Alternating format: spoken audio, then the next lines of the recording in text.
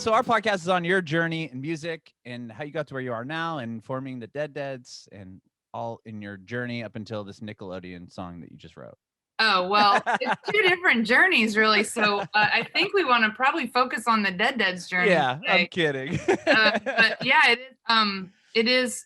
It's a gift to get to do that extra cool stuff, and hopefully there is a song that, and I'm not sure how much I can talk about, but there is a song that I'm doing that's a theme song, and hopefully that'll and it's my voice on it, and it's real metal. So hopefully, and that's going to be on TV. So hopefully, kids will hear that and be like, "Ooh, who's singing that?" and find the Dead.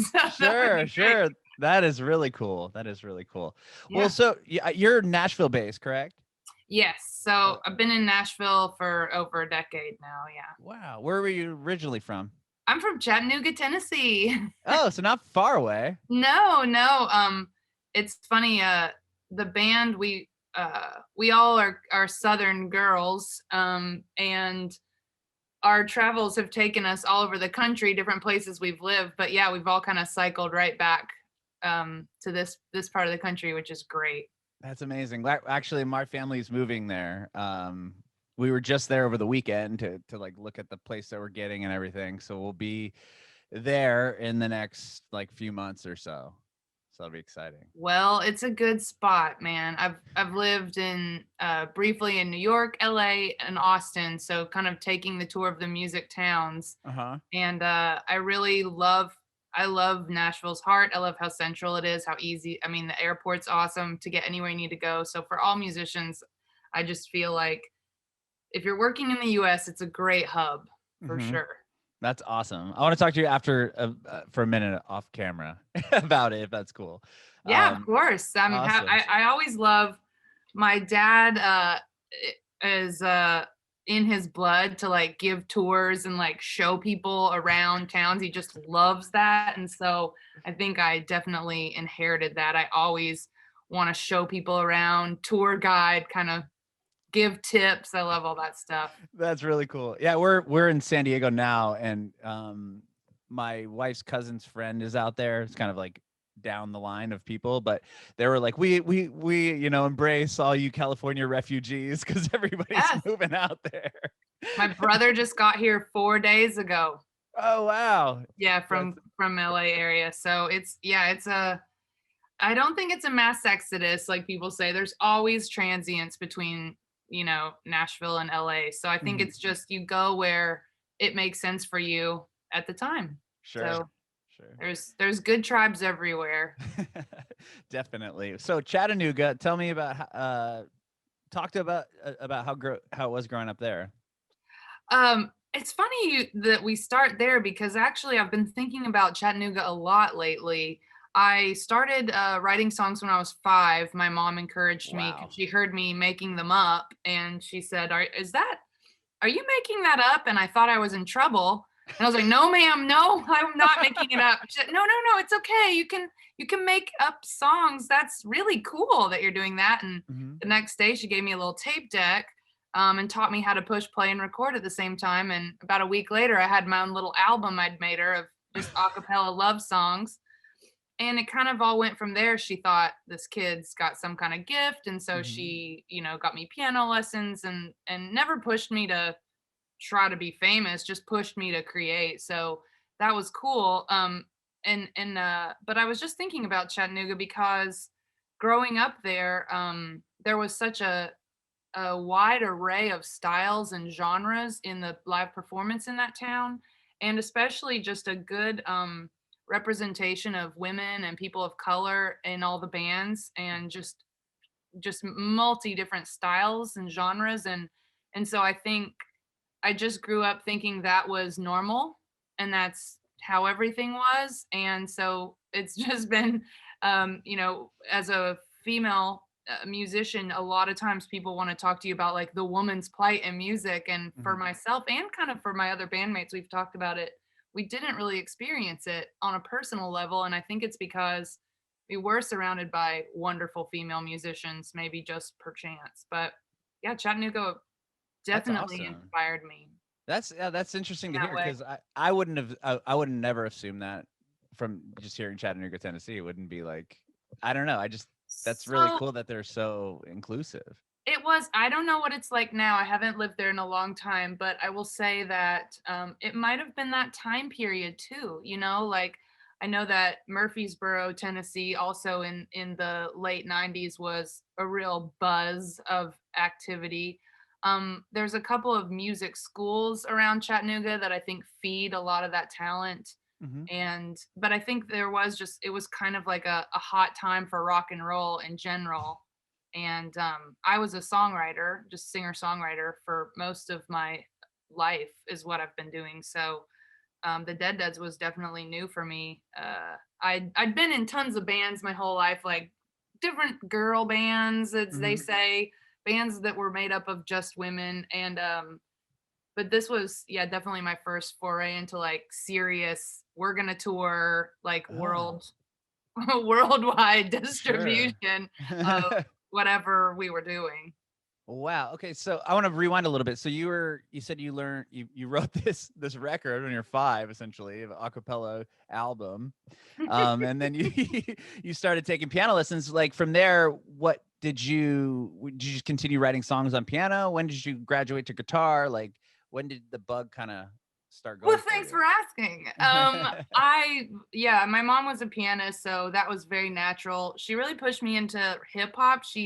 Because Oh, I interesting. was really wordy, and she didn't really listen to hip hop, but she would always say like, you should explore hip hop or rapping or things like that because I really think you have too many words to put into some songs, which is, what I struggle with to this day. But Probably a good thing though to have more I than have more less, right? more than enough to say. Um, so so yeah, she gave me a keyboard that had beat, like you could make beats on it. So I went into doing a lot of like beat things like early on, and then her cousin just left a guitar at our house one time. No one in my family played the guitar, and she knew a little bit how to play it and showed me a little bit what to do. And I just kind of forgot the piano existed. It was just Oh like, wow. oh, this is way more cool to me. Even though I was way better at the piano, I just kind of, I can't take the piano everywhere to show people what I'm Hmm. doing. But I was raised in a Christian household, and there was a lot of opportunities to play music for church things, and the Sure. guitar was just a more reasonable option for taking what I had made to the people. Hmm. So that was about age 13. I didn't have a pick, so I learned finger picking. Wow. And so I'm actually really good at that, which is weird. That's Like such a cool skill though. it, That's like yeah, a lot of people can just strum, but no, not very many can I finger didn't pick. have a pick for 3 or 4 years probably. And then when I was in high school and people started wanting me to be in bands again, that female, like no one was like, we don't want a girl. Everyone was like, wait, you play? Do you want to be in our band? That's So awesome. very open doors. And they gave me a pick and taught me bar chords. Wow. I never even knew like what a bar chord was or how to do it because Hmm. I just sounded everything out off of the piano. So Wow. Do you still play piano? yeah. Okay. I've heard like that's I didn't take piano lessons. I don't know why, because I thought guitar was cooler. But my sister and my dad can play like very well, and that's like one of my biggest regrets was just not learning it. And I'm The sure it piano has is so helped you special. throughout your songwriting career. It's so special, and like everyone in the Dead Deads can plunk at least or better on a Wow. piano. And we express like a lot of times if our bassist is writing a song, she'll do it on a, I think she's got a Rhodes or a Whirly or something in her house, and she'll plunk down on that and play a song because it's like it's just easier to do a voice memo than a bass. Right. um and our drummer Katie also plays, can play guitar, can play piano a little bit. So all three of us are at least moderately comfortable on several instruments, I guess. So it helps That's the musical language when you're trying to write as a group that mhm. we can a little bit at least speak to what the other person is going to be doing or trying to do. Yeah. That's nice. Well, with learning the bar chords, was that the first band you joined? Somebody asked you, hey, and then they taught you how to play what, like power chords? I had a practice bass in my house and a PA. Oh, your So house is I the was jam house then, huh? kind of like the coolest ever, or no, I don't know. No, all the neighbor boys would want to use our rehearsal space that my dad had set up, just to, because he didn't want drums and guitars in the house. So we had this little barn that he put, was like, take all your stuff out there. And so boys would come over and play, and there was a talent show coming up at high school. And the first kind of group of loud music I played with was those guys needed like a rhythm guitarist so that the main guitarist could like rip solos. And so they basically taught me how to play electric guitar, and I was barely holding it down. They drop tuned it to D so that I didn't have to, because I was so new with a pick. Uh-huh. And it's pretty funny that now my band, we play in all drop tunings, and it like came full circle. It's like all the skill that all of us have musically, and we've poured it into being in, an active rock band. So it's like, Yeah. like kind of weird. It's, yeah, totally full circle. So we tried out for the talent show with a Pearl Jam song. We did not get in. What's Pearl Jam song? Whipping off of Vitalogy. Wow, deep cut. Yeah, well, I think it was probably the only one that I could play or something, or that they could play. But we didn't get in. But that same year, I also tried out acoustic with a song I had written, and I did get in. With that. So those boys were kind of butthurt, like, man. So you tried out with the band and then came back and were like, actually, I have another song. Hang on. Well, I had already been scheduled to try out. So it was like, I was already going to do it. And then they were like, hey, can you play rhythm guitar in this? I was like, I can try. So I had my own guitar that my dad had bought me, but I didn't really understand how to play rock and roll on it. I was still just like playing Beatles stuff on it and not really sure what to do with it. It was really pretty. It was a Fender Stratocaster, but I wasn't sure. Like, I was like, I don't know how to make this sound rockin'. Well, and the answer was, you don't have an amp. So when you got the amp, you've realized how to rock. Yeah, he gave me, to his credit, he wasn't stupid. He gave me a little mini twin. It was like 4 by 6 inches, and it was battery powered, but you could plug in and it would, so my guitar made noise, but it didn't sound like it wasn't distorted or something. It didn't sound like rock and roll. It didn't sound like much, honestly, but I didn't know any better. I'd been playing acoustic the whole time, so I was like, well, this is cool. Electric, but I just played it exactly like an acoustic guitar. I finger picked it and sang Beatles songs on it.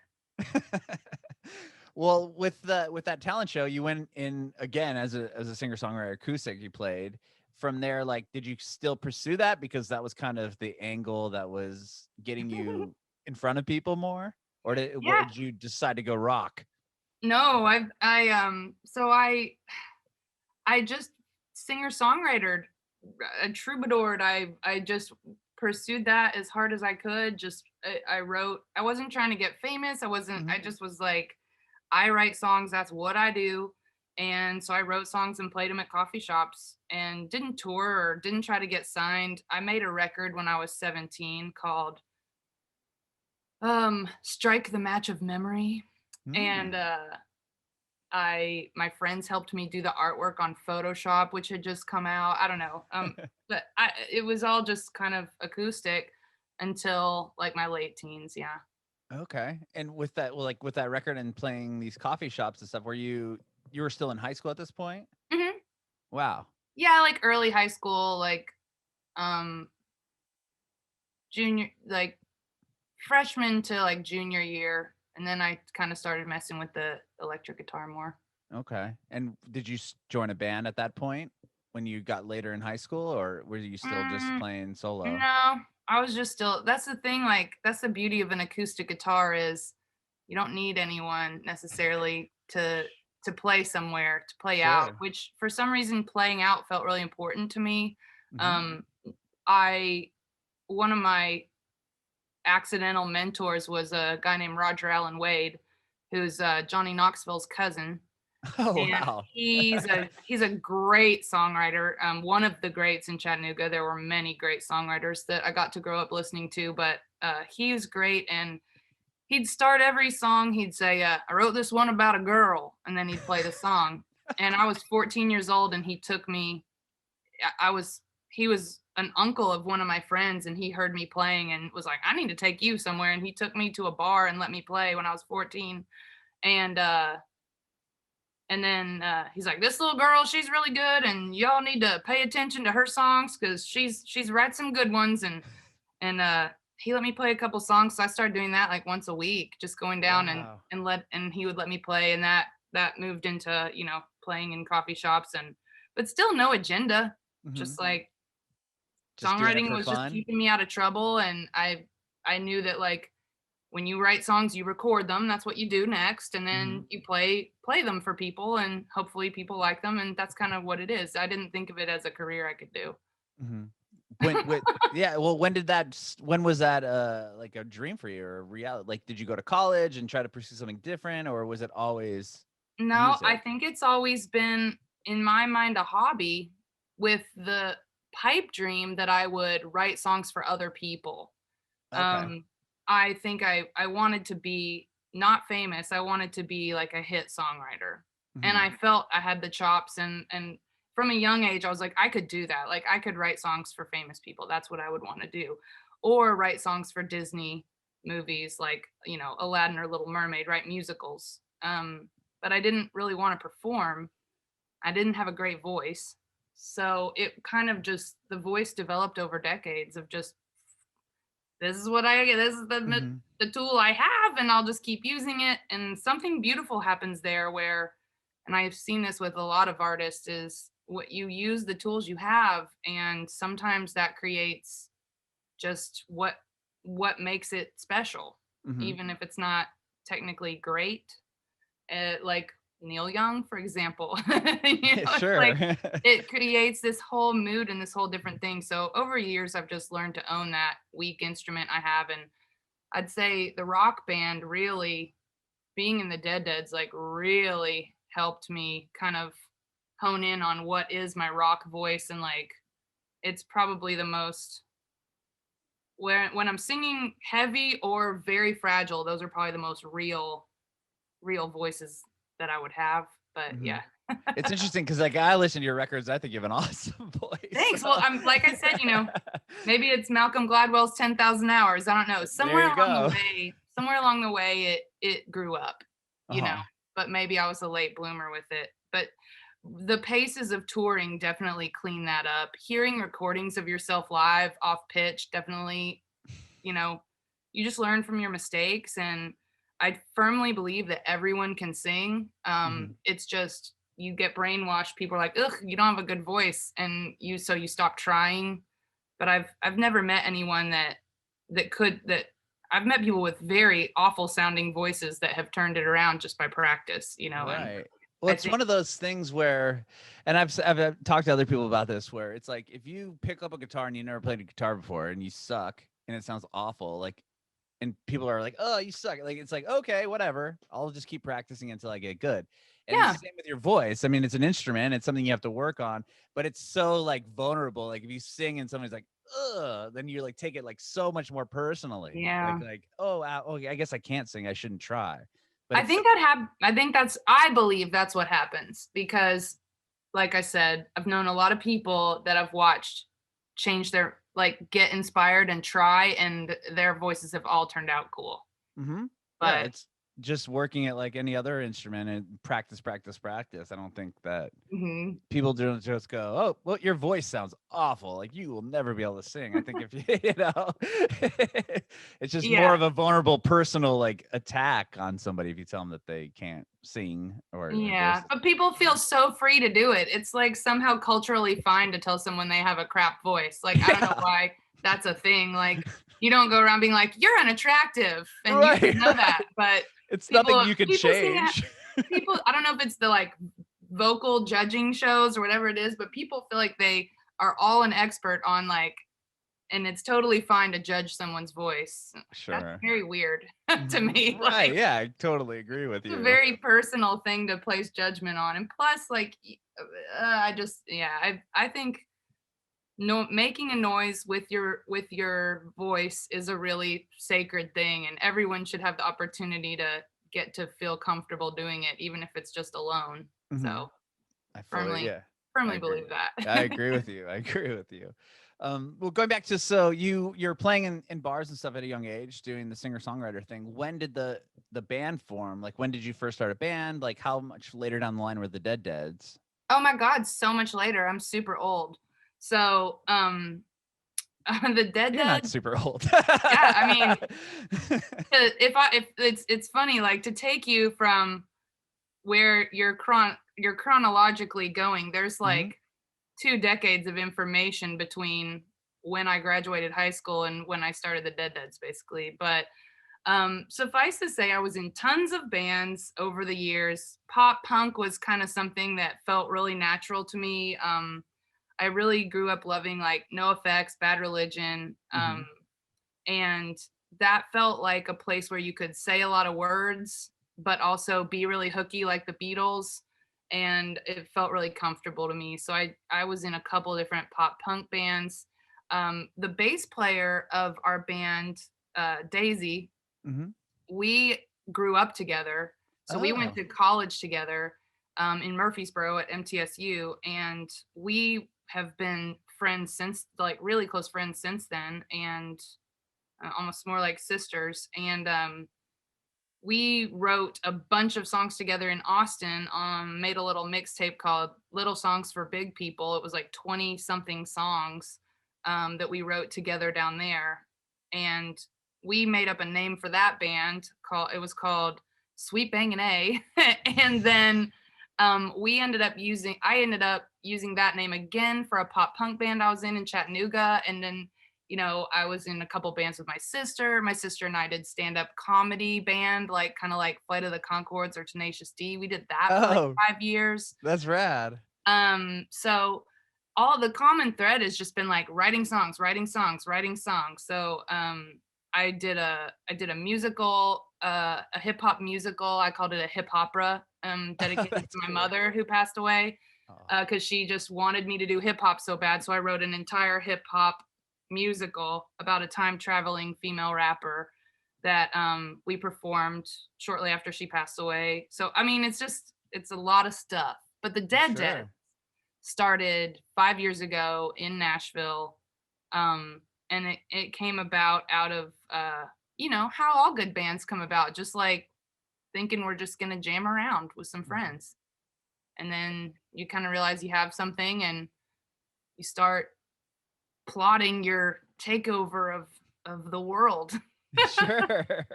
Well, prior to the Dead Deads, were these like the pop punk bands and the other things that you were doing, like those are all in hopes of, you know, touring and doing all these and being a successful musician, or did you have I like don't a backup plan? I don't think so. I mean, I really don't think so. I think maybe some of the people in the bands might have thought that, but I think too, like, you're surrounded at that time. I was surrounded by so many bands I thought were so much better than mine, Mhm. and you see them doing nothing, like they're just playing Chattanooga bars, and so you're just playing Chattanooga bars, and I never even played a show out of town until I was in my like 23 years old. Oh, wow. So it was just I played a ton. I Hmm. made money playing shows in bars, but I had a residency. I played 3 hours, 3 to 5 hours every Wednesday night at this one club called Buck Wild. Whoa.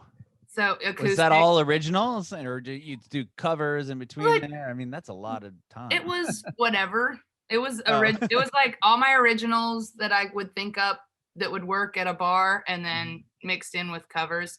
I don't really know a lot of covers.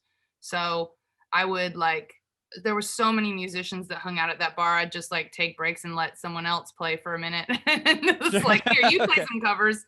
And then I was mostly playing originals and like just tapping my friends to jump up and play the cool covers.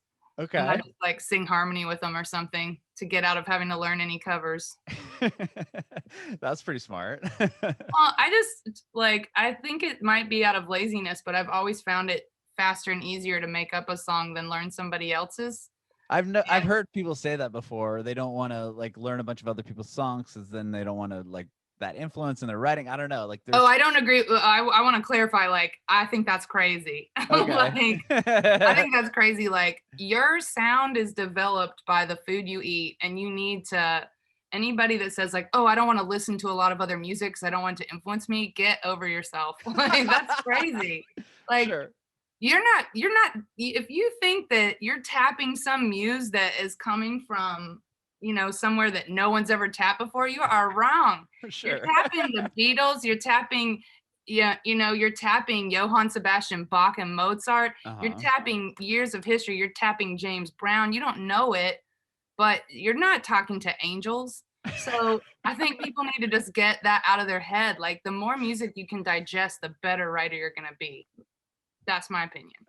I love that. It's just like, maybe there are some, some special angels walking around, but I think for the most part, that muse is history, Mhm. music history that we've absorbed, whether we know it or not. Sure, sure. So, With the Deadheads, you said you knew Daisy, like you were friends with her. I mean, growing up or through college, and you had songs written together. Like, how did the band finally form? And like, was this just another like adventure that you were just gonna go, oh, let's see what this does, and then it kind of yeah. did Well, something, or was it like, let's do something serious, and well, this so is my gonna be a whole life, thing? my whole life, the common thread is singer-songwriter records. So I've Hmm. put out tons of them. I've put out I've always been there's never been like more than a month or two that went by in my entire life without playing shows as Letitia Wolf, and they're acoustic and they're fun and I like doing that. Hmm. But so therefore a lot of the band stuff was always just for fun to blow off steam, just Mm. to make a loud noise. But loud bands, you don't get to people don't understand the lyrics you're saying. So I always thought, well, I'd rather just play acoustic so people can hear my words because that's all I really care about is the words. Hmm. Um, and so the Deadheads was something a little different though. We were adults. We all had awesome jobs. We had no like superstar complex or anything like that. And Daisy and it all started because I had an acoustic show booked, and then I found out I was playing with 3 punk bands. Oh. And I was just like, that is gonna be done, because I was gonna be like, like headlining yeah, I think I was headlining. It's like that is dumb. So I just hit up my boyfriend at the time was the drummer of the Wild Feathers, Ben Jarvis Dumas, Oh wow. and he's an amazing drummer. And Daisy's boyfriend was the bassist of the Clutters, so and he was on tour, tour managing some other band, and so his basses were all just sitting there. And I just hit her up and I was like, "Hey, I've got this punk show, um, and would you be interested in like just getting together with me and Ben, and we're gonna like just let's try to just punkify some songs or just write some punk songs to just make this night more fun." And Hmm. she was like, "Well, what do you want me to play?" I was like, "Bass." And she was like, "Well," I was like, "Jake left his bass, right?" She's like, "Yeah." I was like, "I'm pretty sure you can play it. You're musical. Like, just bring it." So she brought the bass over and put it on, and the three of us sat there, and I was like, "Okay, so just try this." And I just went, doot, doot, doot, doot, doot, doot. And she just looked at me and looked at her hand and goes, bam, bam, bam, bam, bam, bam. I was like, "Yeah, you got it." So We're good.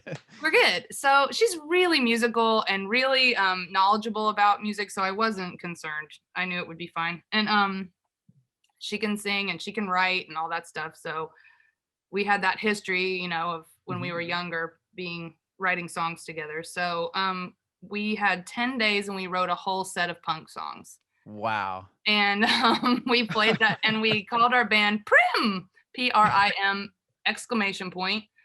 And we played, I think, 3 shows, and Ben got picked off to be in the Wild Feathers. Oh So wow.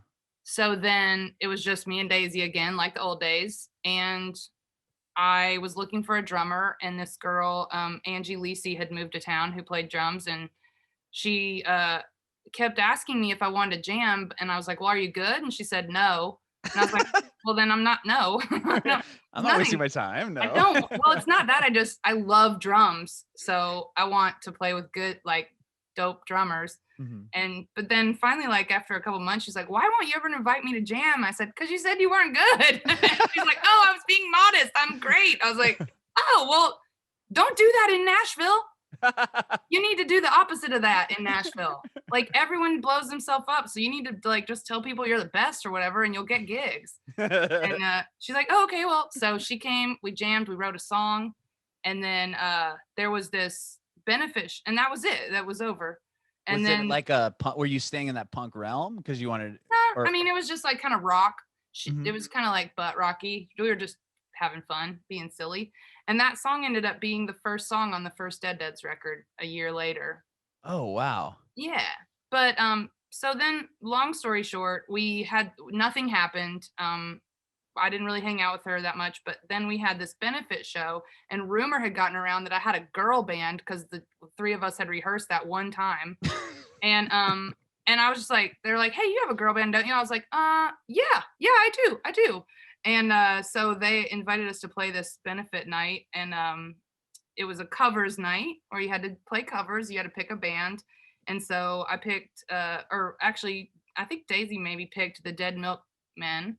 Okay. And so we dressed as it was Halloween. We dressed as dead milkmaids, That's cool. and my sister joined us. So it was Angie and Daisy and my sister, and we played a set of Dead Milkman covers. And we were supposed to wear zombie makeup, but we forgot and kind of ran out of time. And so Daisy was like, "Well, why don't we just put X's on our face like we're dead?" And so that was the very first show that we played with X's on our face. And we had so Oh, much wow. fun. We had so much fun doing that. And I thought it was really good for just like people that barely knew got like a bunch of noobs and it sounded Right. fine. And And that's so, an interesting choice of a band too, because it wasn't like they had a whole bunch of hits, right? right. It was just, we are just trying to, whatever. We were just But that's awesome, a little like, weird. to choose that and then be like, the whole costume and the whole, like, concept of it is pretty brilliant. I can email you a picture. It's really funny. We got these like bar, like, German beer made outfits, these little mini skirts with little tutus. So we look like little beer girls. And Oh, right. so the costuming was pretty hilarious, but it was a lot of fun. And so we decided we wanted to keep playing together and make a real band with my sister and Angie and Daisy. And so we started rehearsing and writing songs. And then Angie had another friend that moved down, and so she joined us for a while. And it all kind of started from there. We realized pretty quickly that we had something a little unique going on. Mhm. And so we were all kind of taking it, I'd say, low key seriously. Mhm. Like, oh, we were like, yeah, we could probably actually play shows, like real shows at some point. Maybe we could open for the Clutters or something, open for one of our boyfriends' bands or something. Right, right. And then 6 months later, we were on a national tour. So how did so how did that happen? How'd you get the national tour, and, like, what happened in between those 6 months? Just a lot of playing around Nashville? Nope. We Nope. nope. We I was on an airplane and it was Southwest, so you pick your own seat. And right at the Mhm. front, I was flying by myself to LA to write or do something. And in the middle, like how people that are together kind of sit with a seat in the middle, so hoping that no one will take Nobody that will. seat. I Well, just the did two that over people the looked weekend. identical to each other. I knew they were together, and they Right. were like right in the front. And I was like, this is a dope, like second row seat. And I hated being a little dillweed about it, but it was a pretty heavy flight. So I just was like, excuse me, is anyone sitting there? And the girl was like, oh, no, I'll just scoot over. You can have the aisle. I was like, oh, thank you. Well, that was Joe and Lzzy Hale. Or I mean, Whoa. Lzzy Hale and Joe Hottinger from Halestorm. So I didn't know who they were, but they seemed really cool. And so at the end of I don't talk on flights. I get nervous to talk to people. So I just usually pull my hoodie down and write or listen to music or something. Mhm. But I realized like, man, what is wrong with you, Tish? Like, these people look cool. They look friendly. Like, they're your type of people. Like, just say hi, you weirdo. And so that was all internal dialogue. And so finally, like, we're getting off the plane. And I was like, they start pulling a guitar out of the top thing. And I was just like, hey, you guys in a band? And did that whole thing. Uh-huh. One thing led to another. We became awesome close friends. And they moved to Nashville. And not because of me, but I don't think, but it was But nice they to have a friend yeah. in Nashville. And then their drummer, uh, I guess something happened. His girlfriend's band was supposed to open their tour and she backed out. And the very day that they came to see us play for the first time at a very small, it was probably like our fifth or sixth show at the Mhm. basement in Nashville. And they were like, do you want to go on tour with us? Wow. And so we raced like crazy hell to make a record so that we could sell, so that we could have money. And we made a bunch of merch and, got our brand together, got everything. Just, you have like, you know, 5 women, 3 of whom are business and marketing. So it happened all, we put it together all by ourselves pretty quickly and made it look like we were some big ass band. We had cool website, cool logo, like Mhm. Jordan Knoll, he was in Athens at the time, did our logo. He's really talented. And I mean, that logo has definitely wor- paid for itself a thousand Yeah, I times over. love it. But I love the logo, and I love the story with the dead milkman and kind of the whole like like, and then yeah. even nowadays you guys do it. That's such a Yeah, we've been cool. rocking X's for a long time, and it's funny. It's really on trend right now, and so you see like a lot of celebrities wearing the X's, where it Oh used yeah. to be more just like an EDM thing, and now it's like everywhere. Like grandson has the Yeah, I was gonna say X's. his new logo or his record is the X's It's over his new. face. I got nothing but love for that guy. But when I first saw it, I thought it was a joke. I thought somebody was messing with me. Like, is And this then guy taking my? because I knew who he was and I liked his music. But then when I saw the new stuff, I thought literally one of our fans had made fan art out of a picture of him. And I was like, oh, no doubt. That is straight up his whole marketing thing for this Right. album. That's crazy. So yeah, he's basically in our band, I guess. I mean, his exes look exactly like the way we do ours. Identical. So and yeah, and I think on his website it's like X's like slide across like just like yeah. Oh, So okay. it's not derivative. I think it's just, it's in the ether. Like I was saying, you pull stuff down from somewhere. Hmm. We're all sharing a common wealth of information of history that's happened. So we're all pulling it down from somewhere. Hmm. Some of our fans were like, this is bull. And I was just like, not really. Like it's a cartoon thing. Like it's a X's on the eyes is 100 years old or more. Like Yeah, right. no I mean, one's Nirvana stealing had the anything. shirt with the X's on the smiley face, and then Blink stole Yeah. that from them, and like, Yeah, it's like kind of like a grunge thing, I guess. I right, don't know.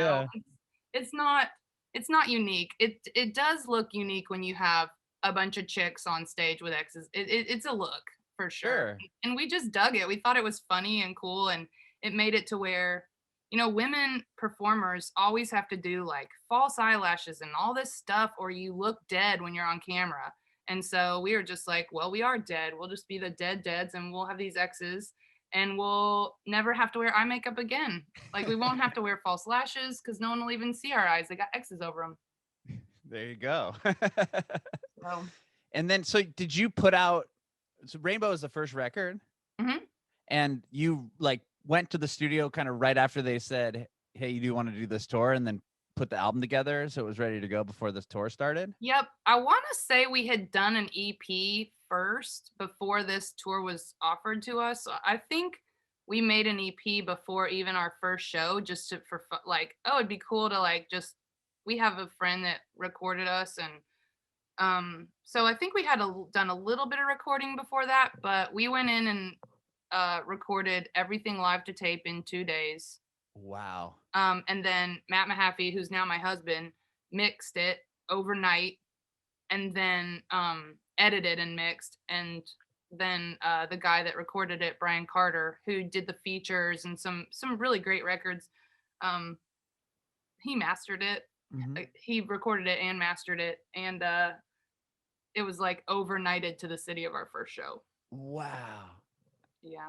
That's crazy. And then how big were these shows? I mean, you went from playing, I don't know how many the basement holds, but Like from 100 people, so but I mean, there wasn't 100 people to see us. I mean, like, but I mean, if it's 100 20, people, like 30 people. what was the tour like when were you playing massive shows? Yeah, it was nuts. Like, this was still on Hailstorm's rise, and I think their rise is continuing. They just continue to get better and better and grow, and Mhm. they're just really better than they've ever been now. But still, at this point, they were still playing. I think the highest cap we played, there was like over 3,000 people there.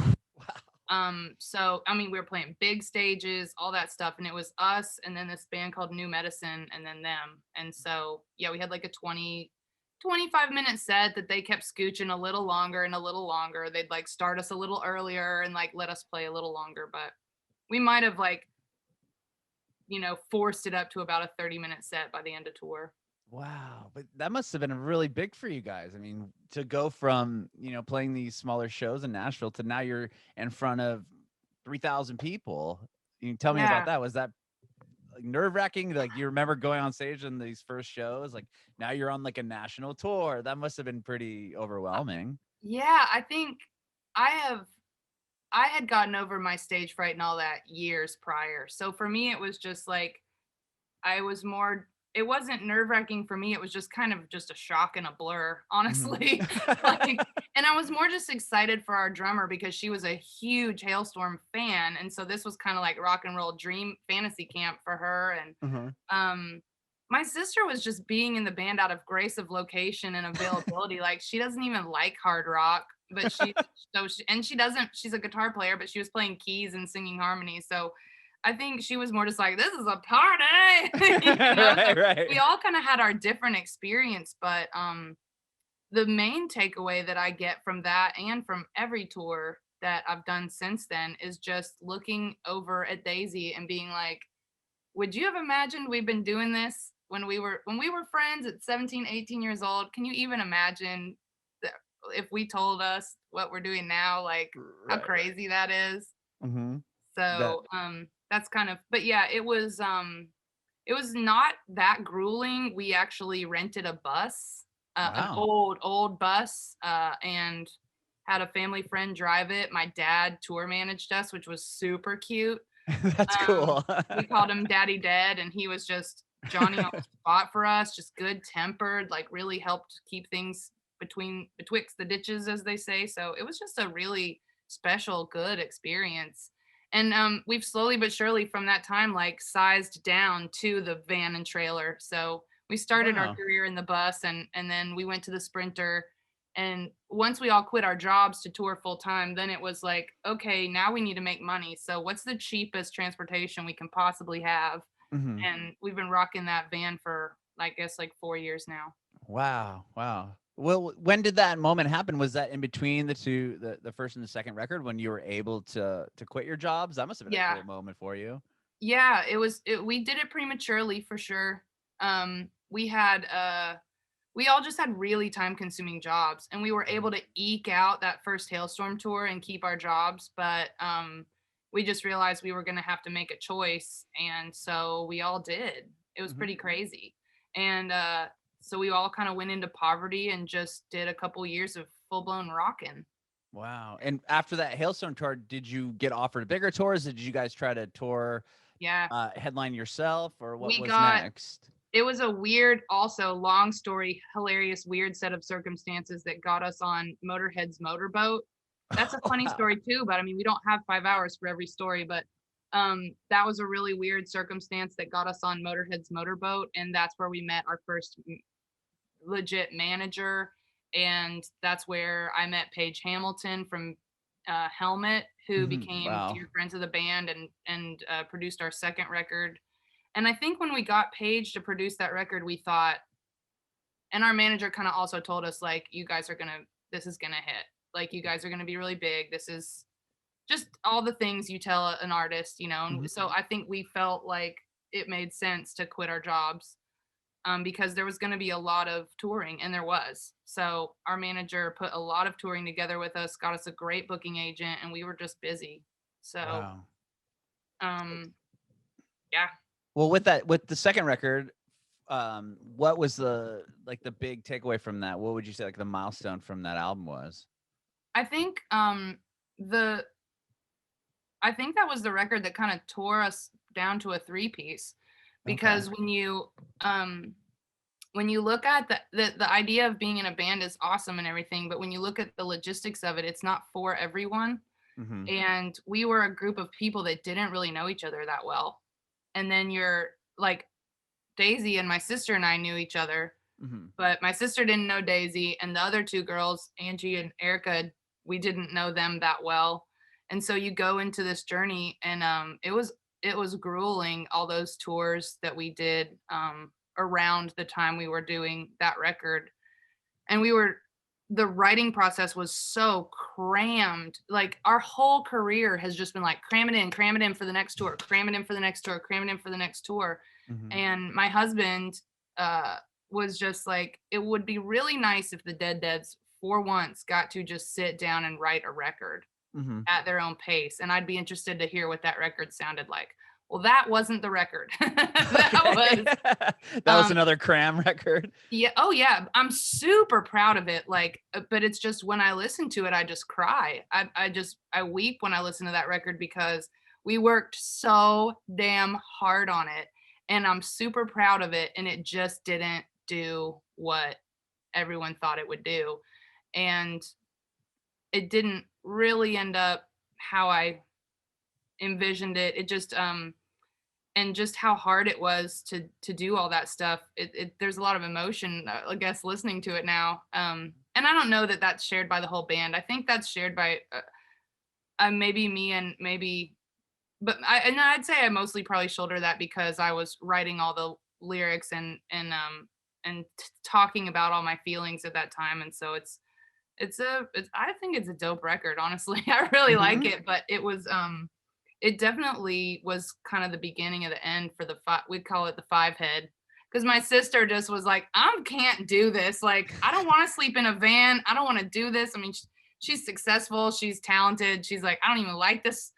She loves our music, but she's like, I don't really enjoy the bands. Like the kind of this genre is not my thing. And Mm-hmm. so she kind of pieced out like around that time, and then we recorded a couple more things as a four-piece, and Daisy and I were getting more and more experimental, and the other two girls were like, we just want to be like, fishnets, heart, like that kind of, more roots rock and roll, three-chord rock and roll. And we were more progressive, so we were just like, we should just both do that.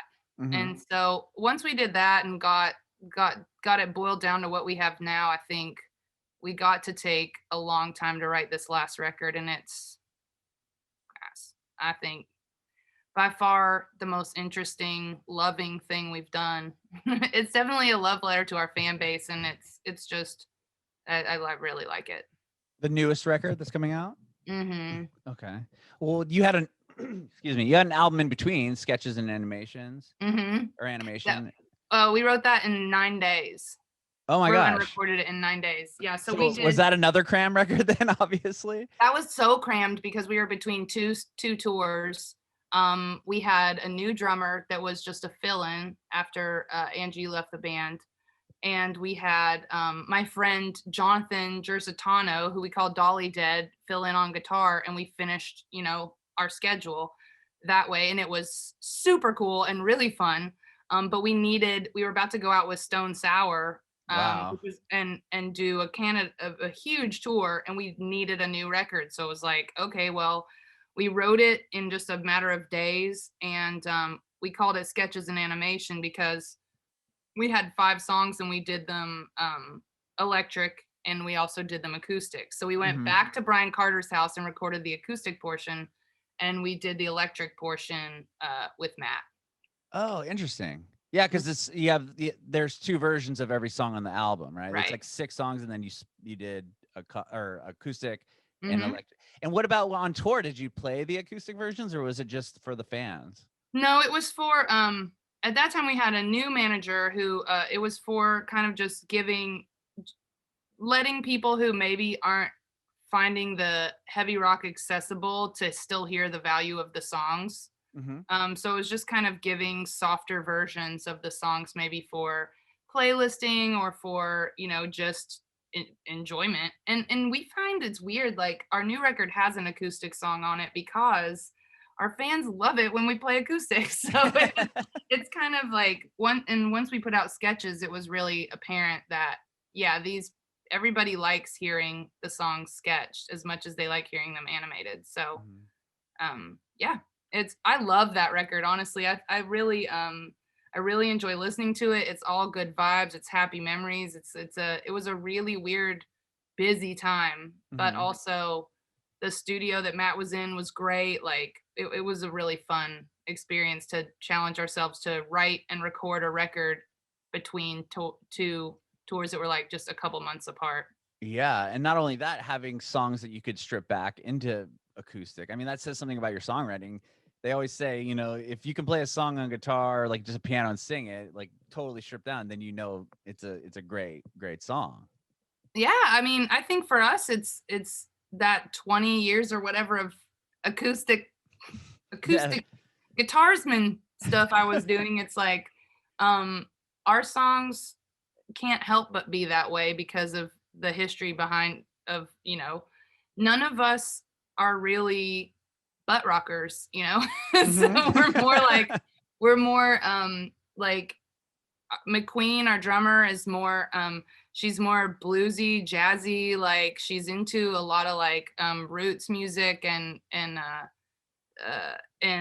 classic rock and Daisy loves everything. I mean, we went from we'll go from listening to Buena Vista Social Club to headbanging to Pinkerton by Weezer. It just didn't matter. The So best Weezer record, by the way. and yeah, no doubt, no doubt. I could probably have a whole podcast about Weezer. I have like so many philosophies about it. But yeah, it's a thing where you have all these different tastes and that populates and informs the music in a different way. I think the active rock or the heaviness is just a dressing that we're putting on top of songs that we're Mhm. writing. So most of our songs can be played acoustic. Very, it's a like we've had shows where we didn't even rehearse an acoustic version. We're just like, oh, like we're on tour and someone offered us an acoustic show, so we just literally switch to acoustic guitar and play our Oh, set as is. wow. It doesn't. It most of our songs translate really well. That's amazing. It reminds me of just like Nirvana Unplugged. Sure. They're all just Yeah. Beatles songs, and then they got Wait. weird on them. I love that. So let's talk about your new record. You've put out, I mean, to date you have or two or three songs that are going to be on it. Was Deal With Me going to be on the new record? Yes. Okay. So you've put three singles out? So the Deal With Me that's out right now is actually a teaser for we re-recorded Deal With Me. So that was just Okay. a piece of new material, but that will probably spoiler alert, that will probably end up getting pulled off streaming when the new Deal With Me comes out because it's got horns on it and it's just a lot more it's got a lot more sass to it. Cool. The Mhm. new record, we wanted it to be definitely kind of an empowerment record, just to make people feel good because it's been such a hard year. Make Mhm. people, or really a hard couple of years, make people feel like everything's going to be okay. So we touch on the darkness, but we don't dwell there. And so we added horns on the record. We just Wow. thought Daisy plays trumpet, and it started with us just thinking like, wouldn't it be cool to write a song where Daisy can play trumpet and bass at the same time. And so we kind of experimented physically with how to do that, and then with some open chording to figure out how to do that. And that song turned out so great that we were like, well, let's just put more horns on the record. Otherwise, that's just a weird song with a horn on it.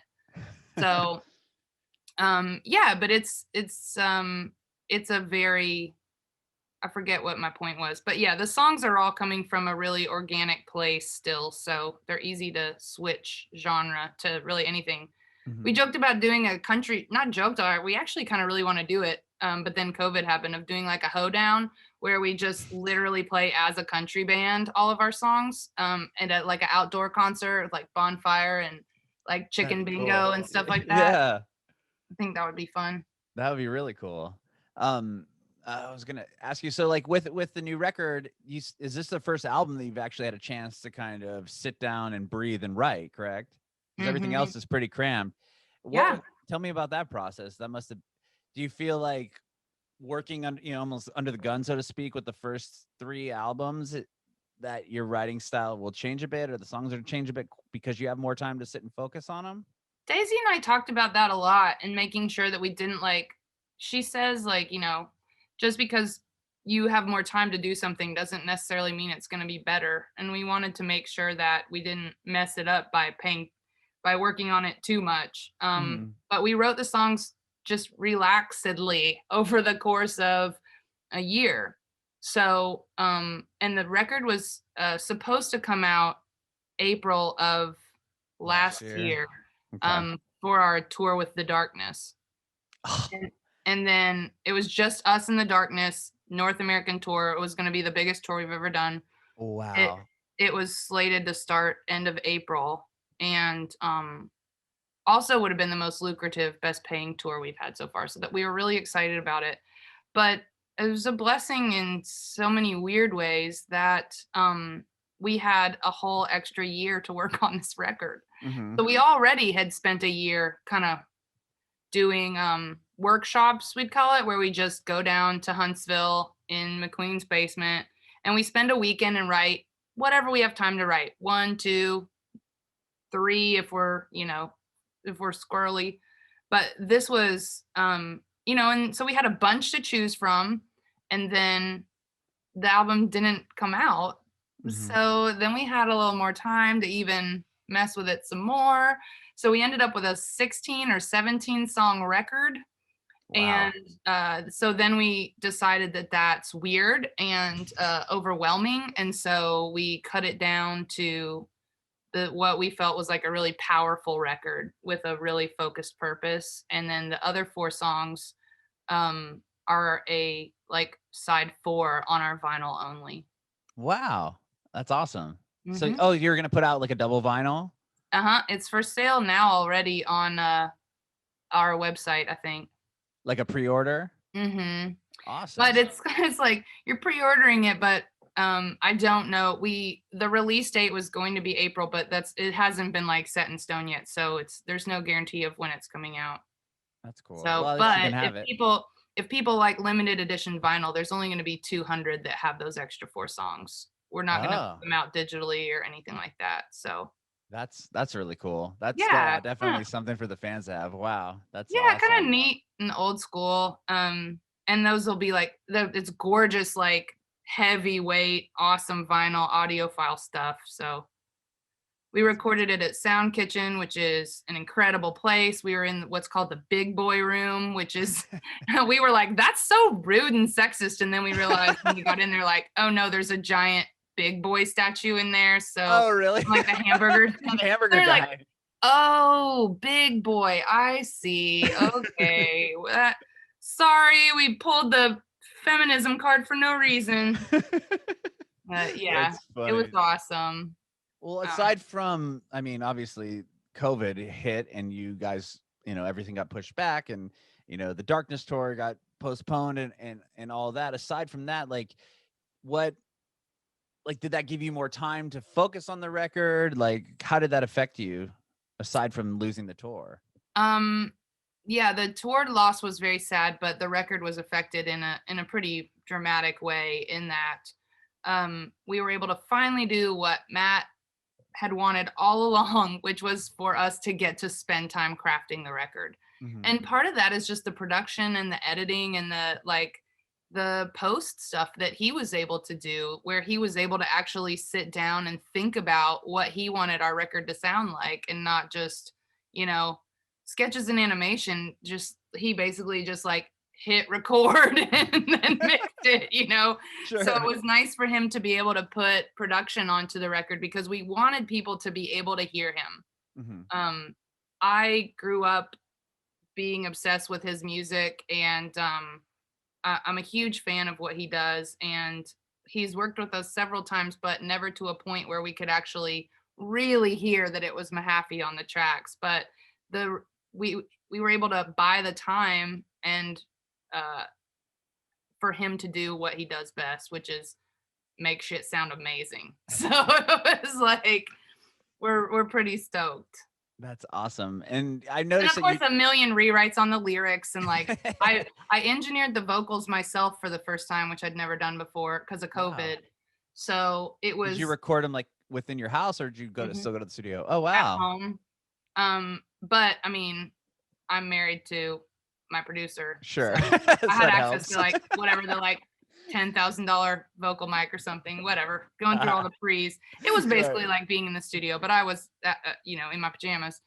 But he taught me how to run the session, and left me alone so that I could do it myself. And it was really interesting to have all the COVID time where Mhm. you're not trying to kick out 8 songs in a day. You're just like, tonight I choose that I'll do this one song and just really put 4 or 5 hours into making it special. Mhm. So that affected it, changing lyrics over and over again and having the right to just go in there and be like, hey, will you pull up that song again? I just thought of a better line.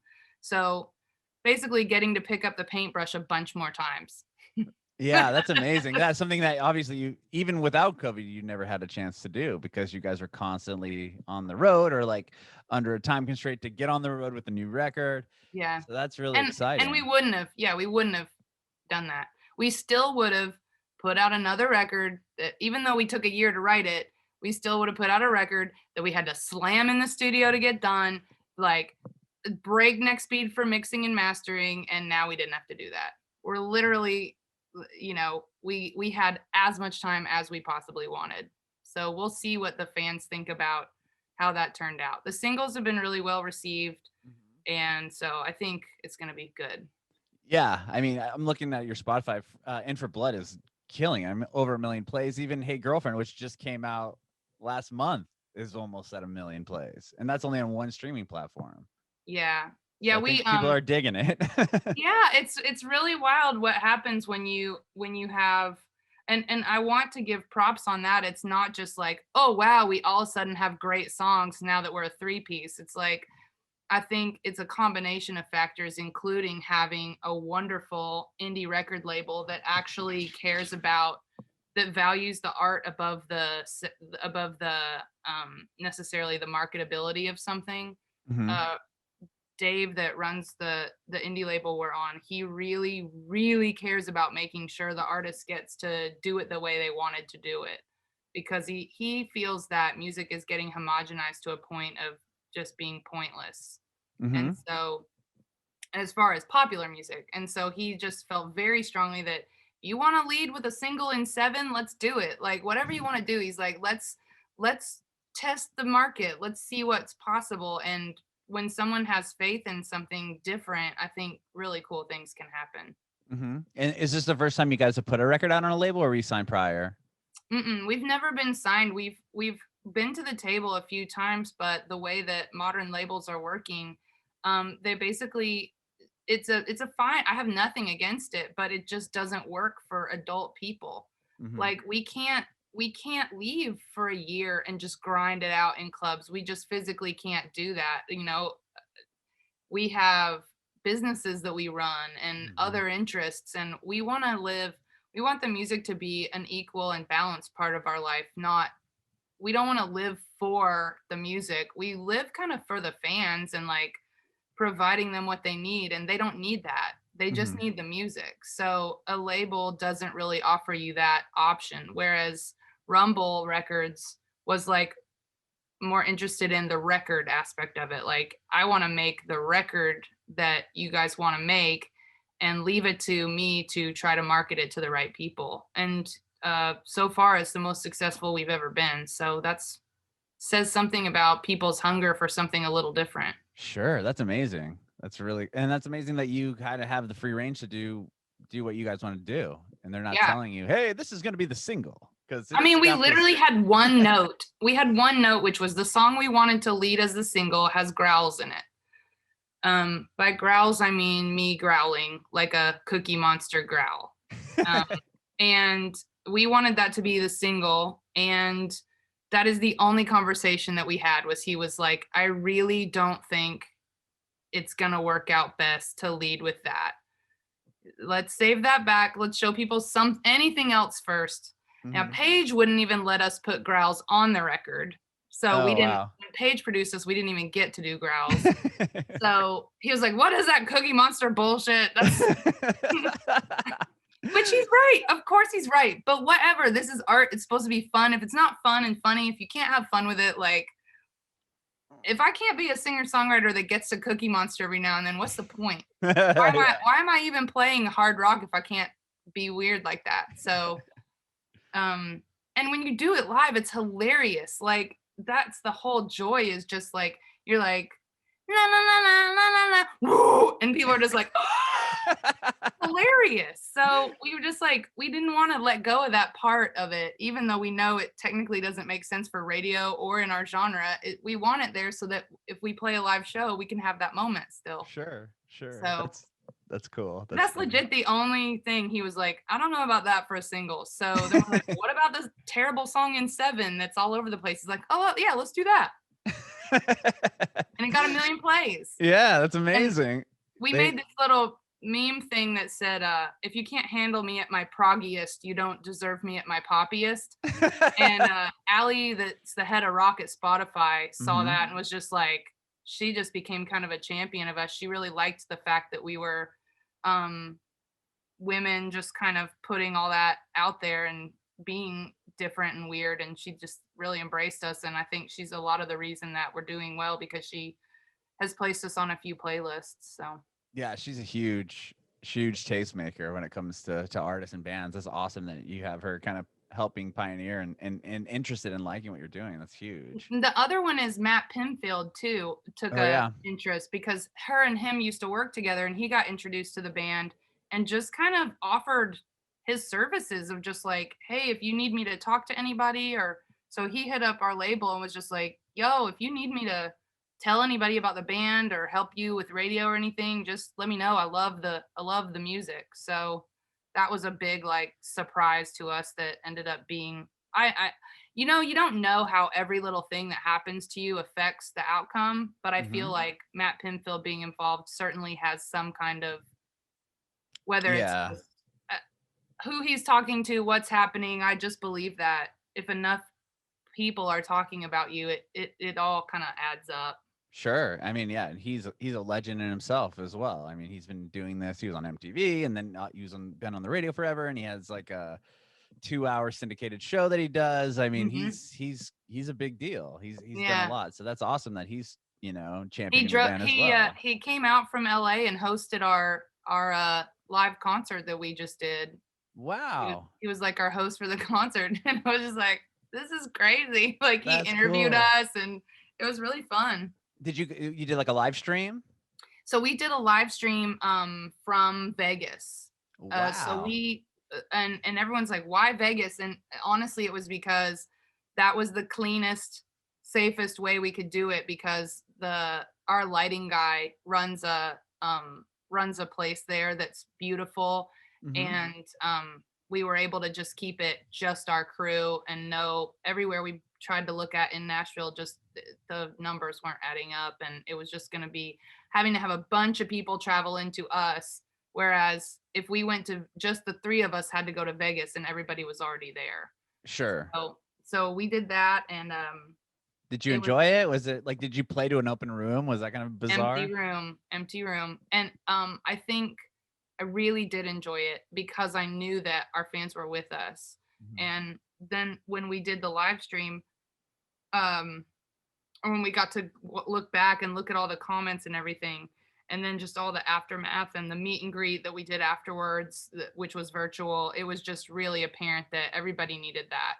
Mhm. Like, we all needed to see see each other in that way. So it Yeah. was great. That's cool. Did you get to play some of the songs that are going to be on the new record? We didn't want to give much away. We played an acoustic. We only played one thing off the record that no one had heard before, Okay. um, and that was the acoustic song. And then we played "Hey Girlfriend" for the first time live, which I completely biffed the bridge of it. I played like the wrong chords like through the entire bridge, but uh but It's all it's right. like, hey, it's the first run, man. What are you Yeah, gonna do? Like it's a brand new exactly. song. Oh well. COVID, dude. We had like 2 days of rehearsal and then just played a concert after not seeing each other playing together for a year. So I think we did pretty damn good. Right. Yeah, I was gonna say you probably didn't get a chance to practice much prior to the show. No, we did a little run through down at McQueen's house, but it was pretty tight. That's awesome. Well, are you guys gonna do any more of the live stream events? Do you think, or? I don't know. I'm not sure if we're going to or not. I would really like to because I thought it was really special and it meant a lot to us to one just feels good to play with each other and see each other and there's not much better than communicating musically with your friends like that. It's just really really amazing. So I hope we do. It just depends on the demand, everybody's really strapped for money right now. Everything's hard and scary and it's kind of like, do you even want to ask people for $20 or do you just like re-show the one we did? Like it's great Yeah. and it's, maybe we'll re-release that just so everyone can see it at some point. But yeah, I don't know. I don't know what we're gonna do. Yeah, it is a strange time because it's like you guys could put it out for free, but it's you guys have to live too, right? I mean, it's Yeah, it's a hard. weird thing. We are lucky that we all had, like I said, we're adults that had jobs and my job is pretty it's something I can do from the road, but it's pretty all encompassing and I make plenty of money doing it. So that's and the girls are the same way. So we're lucky in that way and a lot of bands aren't. Hmm. And I think we need to put more of a focus on how to help crew, Hmm. Oh yeah. how to help people whose main job, because like the celebrity aspect, like the people, the artists, the talent, obviously a lot of us are really in a tough spot, but even worse is the crew that have no Sure. notoriety. They can't go on Patreon. You can't be a guitar tech and go on Patreon and have 200 fans pay your rent. Like it just doesn't work like that. So I think we Hmm. should be focused a lot on how are we supporting our road Yeah, crews your and crew. Yeah, it's those are mhm, the people that are taking a huge hit as well because their bread and butter is just touring and right. jumping on people's tours or guitar teching and all those type of things. It's sad. And the small clubs are all kind of Right. fizzling out because they can't. There's nothing else going I mean, on. what the hell are they supposed to do? Yeah, I Like know. there's It's this awful. it's a really bad situation. I think now more than ever art is important. I think putting out songwriting of substance is more important than ever. Hmm. We all need feel good music and we all need fast food music. We need that stuff. We need stuff that's easy to munch down, but I think we all need something that feeds the soul right now too. So it's very important to get on, figure out ways that you can support the voices that resonate with you and make sure they're still able to do what they're trying to do. Hmm. I appreciate you guys putting out a full length record because I mean we're kind of in the world of put a single out and then put a single out. Like artists right now aren't really putting full records; they're kind of holding them and. Well, yeah, I mean, it would have been cool if we'd done that, but now I think we're gonna be putting a single out, putting a single out. Yeah, but you know what I mean? We're Like you gonna be have a full feeding. body of work ready to go instead of what Yeah. I'm going to release one song and then I'm going to wait 6 months. Yeah. Well, yeah. I mean, it's just I have, I feel like I might have really different views on that than a lot of artists because I come from it from a fan perspective too of I don't feel like Spotify is the enemy. I look Mm-mm. forward to the day when I can make more than a cent for 100 spins or whatever, but at the same time I think there needs to be a lot of re-education of fans of Mm-hmm. everything has changed and if you want to keep getting good music you're going to need to pay somebody for it and it's the $10 a month that you're paying for Apple Music or whatever isn't paying our bills. So No, not at all. I think there's a huge re-education that needs to happen of the music fans, the people that the consumer Mm-hmm. to there needs to be a paradigm shift there as well. It's not just like, damn these streaming services. It's like, you know Right. what? I really like the fact that I can come up with some abstract Eve Six song and listen to it immediately. I Right, want to be right. able to do like what a dream, right? Mm-hmm. Like 20 years ago to just be like, I'd like to hear, The Long and Winding Road and hear it immediately, like you're Mm-hmm. some kind of superhero. Right. Yeah, you're 100% correct. I mean, I can think back to when you get the catalog and it was like buy a record and get like 15 for a cent, and you like go through and you were on those services where they'd send you BMG like 10 CDs or whatever. Yeah. And that's all you had. Okay, I just got 10 CDs. Like this is gonna last me so long. But nowadays, well, you're irritated if the website doesn't load it. Well, and that plays into songwriting a lot. And I did, I don't stand in judgment of anyone's art or anyone's purpose or anyone's drive or why they're trying to do anything. And if you want to write a song with 6 words in it to get in a car commercial, you know what? I do that too.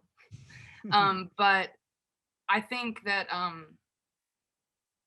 all of our access to all of this music has created an inability to decide if we like something or not on a deeper level. And so back when you used to buy an album, and then because you had spent $15 on it, you kind of just put in the time to listen to it because you bought it. And it's like, you didn't know if you were going to like it or not. You just bought it, and then you have to listen to it. So if the artist was being creative or interesting or progressive or experimental, you kind of dealt with it until you got it.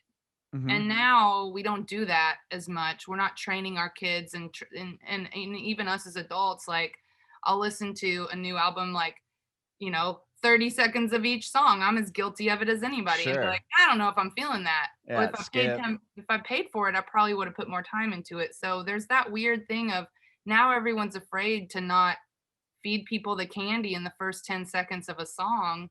And we're losing something there as songwriters and as listeners. So, what do we do about that?